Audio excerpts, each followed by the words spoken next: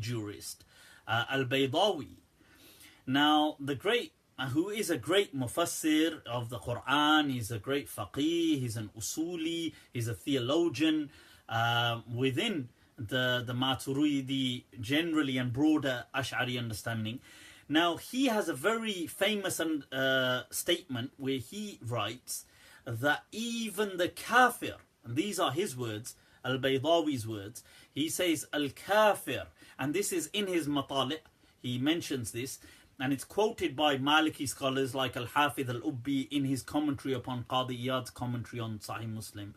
They quote that Baydawi says that al-kafir, who does ijtihad in trying to find the truth, even if he stays as a kafir with what he does with his ijtihad, he says yurja afuhu, we hope that he will still be forgiven, okay, and that he is still saved. So look at this broad, wow, this encompassing understanding, and he's a great Sunni scholar. I mean, you could take a look at another, and these are all opinions of Ahl Sunnah. Like, look at the great Sufi scholar, Muhyiddin ibn Arabi.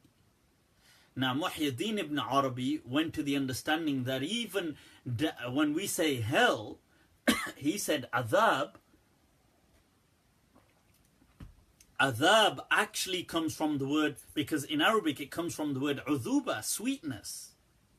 So he said adhabu jahannam is actually still a reward, but it's only a punishment in comparison to the reward that the people of Jannah will get.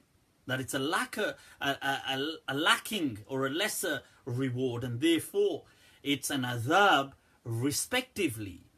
Because he said the word adhab meant sweet, it came from udhuba, from a sweetness. And he uses, and look, I'm not saying you have to believe that, but I'm just presenting to you, he's still part of the Sunni tradition, is he not? I mean, people call him Shaykh al-Akbar, the great, Shaykh of all time, like the Sufi Shaykh. He used a verse of the Quran that on the Day of Judgment, those people who disbelieve, the munafiqeen, that they will say, unzuruna, that wait, give us respite or wait for us, naqtabis min nurikum, let us take from what you've received, the salvation.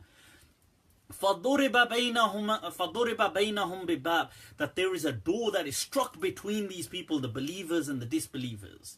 That there is this wall and a door, barrier that is struck between them.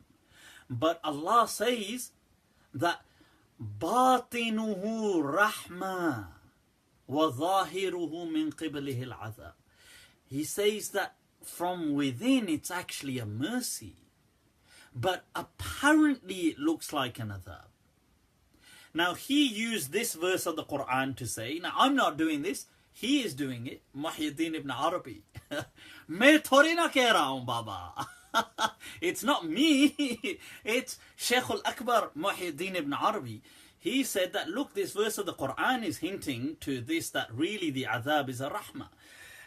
That's an understanding, I'm just saying. It's still, is it not part of the Sunni tradition?